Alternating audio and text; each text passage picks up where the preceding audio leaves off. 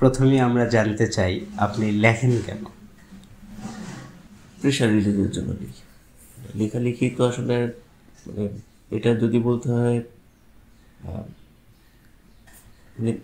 যখন মানুষের ভেতরে অনেক কথা জমে যায়, অনেক কিছু বলার জমে যায়, একজন মানুষ কখন লেখক হয়ে ওঠে? সাধারণত কথা তো সবারই থাকে, সাধারণ মানুষ কথা বলে কিন্তু সেই কথাগুলো বুঝিয়ে প্রকাশ করতে পারে না। যিনি প্রকাশ করতে পারেন তিনি আসলে লেখক হন। আমার মধ্যে অনেক ধরনের কথা জমে আছে, অনেক ধরনের অভিজ্ঞতা জমে আছে, যেটা আমার মধ্যে এক ধরনের চাপ তৈরি করে। সেই চাপটা ছড়িয়ে দেওয়ার জন্যই আমি আসলে লিখি। কখন নিজেকে লেখক হিসেবে আবিষ্কার করলেন? লেখক হিসেবে নিজেকে এখনো আবিষ্কার করিনি। আমি লিখছি, ওই যে বললাম, চাপ মুক্ত থাকার জন্য লিখছি, নিজে ভালো থাকার জন্য লিখছি। পাশাপাশি যখন একটা জিনিস যখন লিখে ফেলছি তখন তো একটা দায়বদ্ধতা চলে আসে, কারণ এটা একটা পাঠক আছে। ফলে যখন পাঠকের হাতে যায় তখন আমি হয়তো একজন লেখক, কিন্তু আমি আসলে আজন্ম একজন পাঠকই ছিলাম, আছি এবং ভবিষ্যতেও থাকবো পাঠক। এবং খুব ভালো, আমাকে যদি বলা হয়, আমি খুব ভালো লেখক এবং শ্রোতা। প্রথম বই প্রকাশের অনুভূতি বা এর পেছনের গল্পটা যদি বলতেন। প্রথম বই প্রকাশের পেছনের মানে আমার যে জার্নিটা, সেটা অনেক বড় একটা জার্নি। আমি অনেক আগে থেকে লেখালেখি করি। লিটল ম্যাক দিয়ে শুরু, তারপর দৈনিক পত্রিকায় লিখতাম, নানা অনলাইন পোর্টালে লিখতাম, ব্লগিং করতাম। ফলে যেটা হয়েছে যে আমাকে অনেকেই বলেছে যে একটা বই তোমার এখন আসা উচিত। আগে কবিতা দিয়ে আমার শুরু ছিল, কিন্তু আমি আসলে ঠিক সাহস পাচ্ছিলাম না। আসলে লেখা হয়ে গেলেই একটা বই তো ছাপিয়ে ফেলা খুবই সহজ এখন, কিন্তু একটা বই যখন ছাপিয়ে ফেলবো, সেটা যখন পাঠকের হাতে যাবে, পাঠক সেটা কীভাবে গ্রহণ করছে, ফলে ওই ভয়টা আমার মধ্যে থেকে যেত। আমি যখন আমার প্রথম উপন্যাসটা লিখি, রায়মঙ্গল, এটা সুন্দরবনের কেন্দ্রিক লেখা, যেটাতে সুন্দরবনের আমার 4 বছর সময় ব্যয় করতে হয়েছে। ধীরে ধীরে ধীরে অভিজ্ঞতা জমতে জমতে আমি 2023 সালে 2022 সালে করোনার সময় এসে, যখন চারদিক লকডাউন, ঘরবন্দি, তখন আমি উপন্যাসটা লিখি। কিন্তু ঝামেলা হলো, আমাদের মতো নতুন যারা মানে বই প্রকাশে আগ্রহী, তখন আমার মনে হলো যে না, বইটা প্রকাশ করা যায়। ফলে আমি প্রকাশকদের কাছে গেলাম, আমি নাম বলবো না, বেশ কয়েকজন প্রকাশকের কাছে গেছি। তো যেহেতু সেটা এক ধরনের ব্যবসায়িক তারা আসলে ভরসা করবেন কেন আমার উপর? যে কোনো নতুন লেখকের উপরে এই ধরনের আসে। আর ফলে ওটা আমি আসলে কোনো প্রকাশক পাইনি, কেউই আমাকে ওইভাবে সাড়া দেননি। এবং আমি এটা খুব সহজভাবে মেনে নিয়েছি যে আমি এমন কেউ না যে আমাকে সাড়া দিতেই হবে। তো অনলাইন এক তীরন্দাজ, মাসুজ্জামান ভাইয়ের তীরন্দাজ রায়মঙ্গল উপন্যাসটা ধারাবাহিকভাবে ছাপছিল। আচ্ছা। তো সেটা কোনোভাবে চলে যায় জার্মানিতে।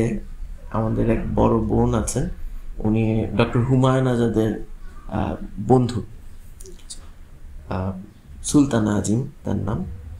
সুলতানা আপার কাছে কোনোভাবে সেটা গেল, কিন্তু আমি তখনও সুলতানা আপাকে চিনতাম না। সুলতানা আপা জার্মানি থেকে আমার সঙ্গে যোগাযোগ করলেন। তিনি বললেন যে আপনার উপন্যাসটা পড়ছি, বেশ ভালো লাগছে আমার কাছে, আমি আপনাকে প্রকাশক দিচ্ছি, আপনি যান। ঠিক তখন আমার সঙ্গে কথা হচ্ছে বিদ্যা প্রকাশের মুজিবুর রহমান খোকা ভাইয়ের সাথে। এরপর খোকা ভাই এটা প্রকাশের উদ্যোগ নেন, তারপর তো বইটা বেরিয়ে গেল। রায়মঙ্গল নামের পেছনে কারণটা কি?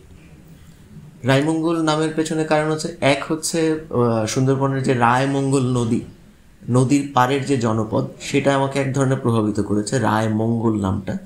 আর সেখানে আমি বলতে চেয়েছি রায় নামের এক নারীর কথা। আমি ওখানে উল্লেখ করেছি, এখানে রমণীগুলো নদীর মতো, নদী ও নারীর মতো কথা কয়। সুন্দরবনের নারীরা আসলেই নদীর মতো, তারা হচ্ছে নদীর মতো করেই কথা বলে, এবং তাদের জীবনের গল্পটাও নদীর মতো, ভাঙা গড়া, জোয়ার ভাটা চলছেই ওদের জীবনে। আমি আসলে রায়ের গল্পটা বলতে চেয়েছি, এবং তার মধ্যে এক ধরনের আমাদের যে প্রাচীন মঙ্গল কাব্য আছে, মঙ্গল কাব্যের এক ধরনের ধাঁচ আছে, এর জন্যে বইটির নাম আসলে রায়মঙ্গল। যে বইটা নিয়ে প্রকাশকের কাছে গেলেন, তারা ছাপতে চাইল না, সেই বইটাই পরবর্তীতে বাংলা একাডেমির রাবেয়া খাতুন কথা সাহিত্য পুরস্কার পেলেন। অনুভূতি কেমন লাগছে? অনুভূতি তো ভালো। আমার প্রথম বই হিসেবে একটা এত বড় একটা পুরস্কার পাওয়া অবশ্যই ভালো অনুভূতি, এটা যে কারো ভালো অনুভূতি। তবে এক ধরনের চাপ অনুভব করছি যে সবাই বলছে যে প্রথম বই পেয়ে গেলে এত বড় পুরস্কার, এরপরে তোমার কাছে আরও ভালো লেখা চাই। সেটা এক ধরনের কিন্তু মানুষের উপর প্রেশার ক্রিয়েট করে যে আরও ভালো কিছু চাই। সেটা দিতে পারবো কি না জানি না, সময় বলে দেবে। পুরস্কার প্রাপ্তির পরে কি দায় বেড়ে গেছে লেখালেখির? অবশ্যই একটা পুরস্কার, ওই যে বললাম, চাপ তৈরি করে। এবং সবাই আগে যারা যারা আমাকে হয়তো 10 জন চিনতো, এখন আমাকে 100 জন চেনে। এই 100 জন আমার উপর নজর রাখছে। প্রত্যেকটা ক্যামেরার চোখ আমার মনে হচ্ছে যে আমার দিকে তাকিয়ে আছে, যে কি করছি না করছি, কি বলছি না বলছি, কোথাও কথা বলতে গেলে কি বলবো, কোথাও লিখতে গেলে কি বলবো, সবাই সবাই দেখছে। ফলে চেষ্টা করবো উঠতে যেতে। এই আসন্ন বই মেলায় কি কোনো বই আসছে? আমার একটা গল্প গ্রন্থ আসছে বিদ্যাপ্রকাশ থেকে, ঘোড়াগুলো ঘুমাবে। আমরা একটা জিনিস দেখি যে লেখক এটা সরাসরি পেশা হিসেবে নিতে চায় না, বা নিলেও মানে ওইভাবে দেখা যায় না। হয়তো দেখি কথা সাহিত্যিক ও সাংবাদিক, কবি বা গবেষক, তা শুধু লেখক এই পরিচয় বা এই পেশা হিসেবে কেন নেয় না? দেখুন, আমাদের ভারতীয় উপমহাদেশের লেখালেখিকে পেশা হিসেবে যারা নিয়েছিলেন তো নেওয়া যায়নি, যারা চেষ্টা করেছিলেন, যেমন আমি যদি বলি মানিক বন্দ্যোপাধ্যায়, যদি বলি এক সময় জীবনানন্দ দাশের লেখালেখিকে পেশা হিসেবে নিতে চেয়েছিলেন, কিন্তু সাহসটা করে উঠতে পারেননি। তাদের প্রাত্যহিক জীবনের কি পরিণতি হয়েছে আমরা তো জানি। শেষ জীবনে এসে তারা কি ধরনের, আমাদের সমাজ বাস্তবতা আসলে লেখালেখি, গান বা নাটক, যাই বলি, শিল্প সংস্কৃতি, এগুলোকে আমরা কোনো শিল্পীরাই আসলে পেশা হিসেবে নিতে পারেননি। এটা নানা ধরনের সংকট আছে, নানা ধরনের আছে। এটা মানে আমাদের সমাজ বাস্তবতা এটার কি বলবো, সাপোর্ট করে না, অর্থনৈতিক বাস্তবতা এবং সমাজ বাস্তবতা। তো আপনি কি আশাবাদী যে ভবিষ্যতে শুধু আমরা পেশা হিসেবেই লেখাটাকে নিতে পারবো? আমি আশাবাদী না, আশা রাখি যে এক সময় হয়তো আমরা স্বপ্ন দেখি যে হয়তো লেখালেখি করে জীবন কাটাতে পারবো। বা আমি নাটক করতে খুব পছন্দ করি, মঞ্চ নাটকের সঙ্গে যুক্ত। আমি সেই স্বপ্ন দেখি যে আমি শুধু নাটক করব, নাটক করে আমার সংসারটা চলবে। আমি যা পছন্দ করি সেটা আমাকে করতে দিতে হবে। তাহলে মানুষ যেটা পছন্দ করে সেটা যদি তাকে করতে দেন, তাহলে সেইটার উৎকর্ষতা বাড়ে।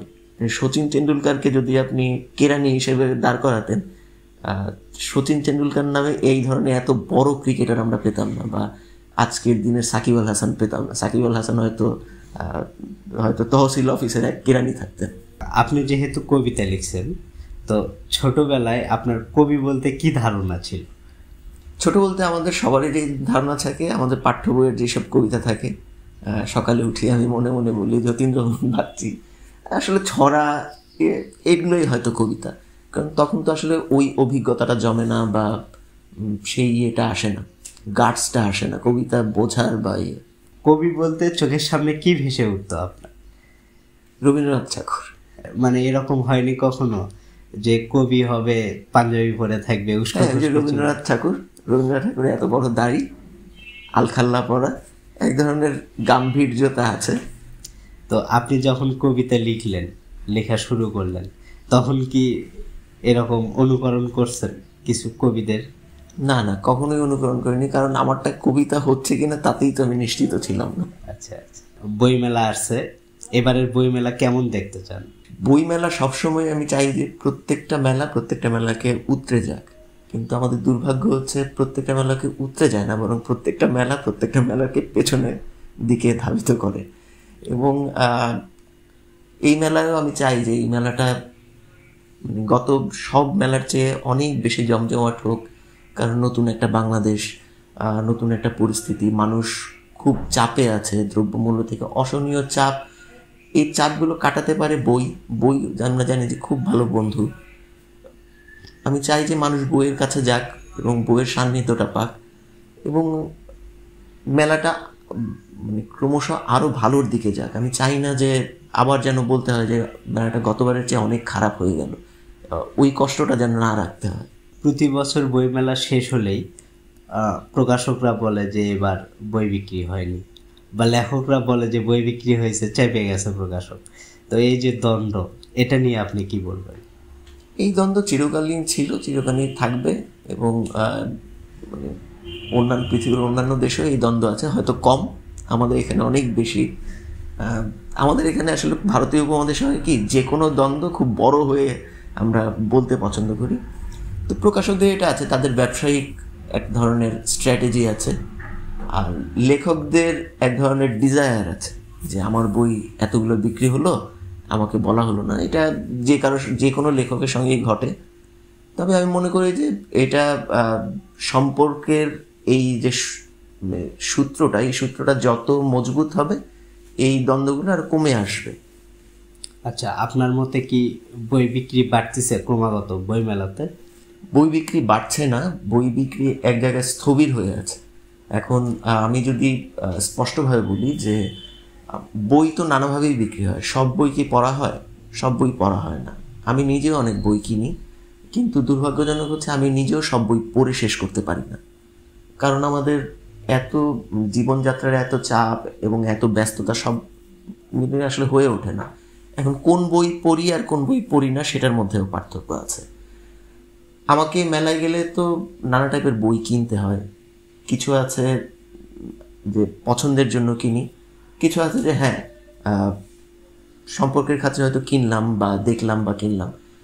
বইমেলার এই মানে এই চিত্রটা অনেক বড় একটা ইয়ে, যে সুমন ভাইয়ের এক বন্ধু এসছে, সে বলল যে ঠিক আছে সুমন, তোমার বইটা আমি কিনে নিলাম, কিন্তু আমি জানি যে সে হয়তো বইটা পড়বে না। এমন ক্রেতার সংখ্যা অনেক, পাঠকের সংখ্যা কম। আপনি কোন বইটার কাছে বারবার ফিরে যান, বা কোন বইটা পড়তে বেশি ভালো লাগে, বারবার পড়তে ইচ্ছা করে? অনেকগুলো বই। আমার পছন্দের বই যদি আমি বলি, তারাশঙ্করের কবি আমার খুব পছন্দের বই।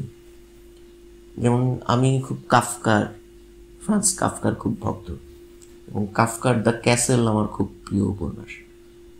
ক্যাসেল বারবার পড়ি। এরকম অনেক আছে, অনেক। তরুণ লেখকদের উদ্দেশ্যে কি বলবেন? আমি নিজেই তরুণ, আমি অন্যকে পরামর্শ দেবো কীভাবে? তাহলে আপনি যা যা করেন সেটাই বলেন। লেখার ক্ষেত্রে কি কি করেন, চর্চা করেন?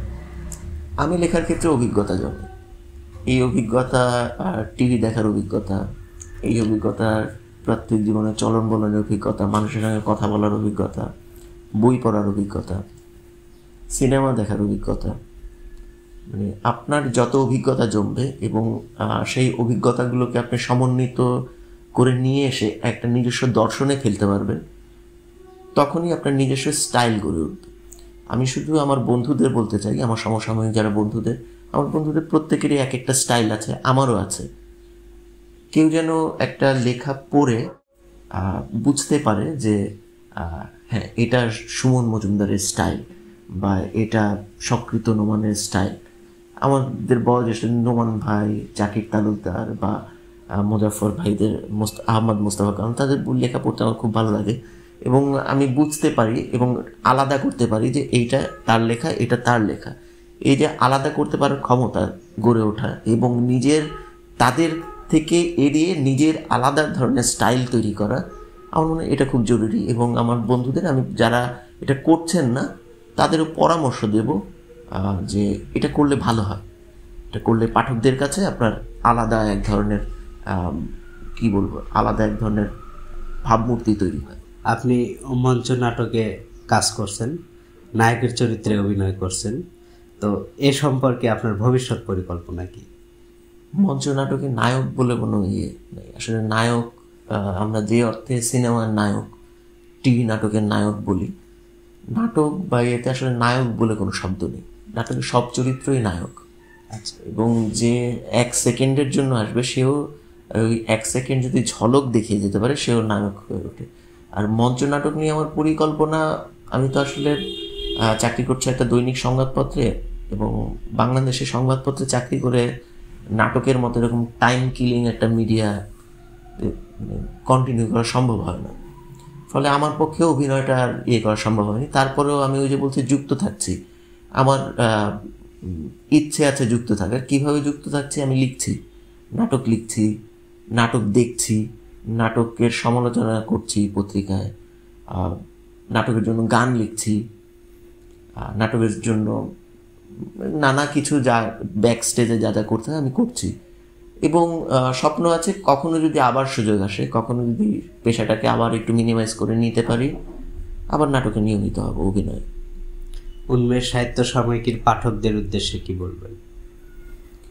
উন্মেষের পাঠকদের উদ্দেশ্যে বলবো যে উন্মেষ এত ভালো একটা উদ্যোগ নিয়েছে লেখকদের সঙ্গে, যে মিথস্ক্রিয়ার যে জায়গাটা, এক একটা পত্রিকা যে বললাম এক একটা স্টাইল থাকে, উন্মেষের তো একটা স্টাইল আছে। সেই ধারণাটা আপনি যখন এক ভাত খেতে বসেন, প্রথমে আমরা যদি স্টার্টার ধরি, আমরা স্টার্টার শাক নিলাম, শাক নিয়ে ধরি যে উন্মেষ প্রথমে আপনাকে শাক দিল, খেতে খুব মজা লাগলো। এরপর আমি দেখছি যে এটা আমাদের এই যে কথোপকথন, এই যে এটাকে ধরলাম যে আমি মাছ। আমি পাঠকদের বলবো যে শাকটা দিয়ে খেয়েছেন, মাছটা খেয়ে দেখেন, মাছটাও মজা আছে, এবং এরপরে হয়তো উন্মেষ আপনাদের জন্য আরো বড় একটা ডেজার্ট নিয়ে আসবে। আচ্ছা, ধন্যবাদ আপনি।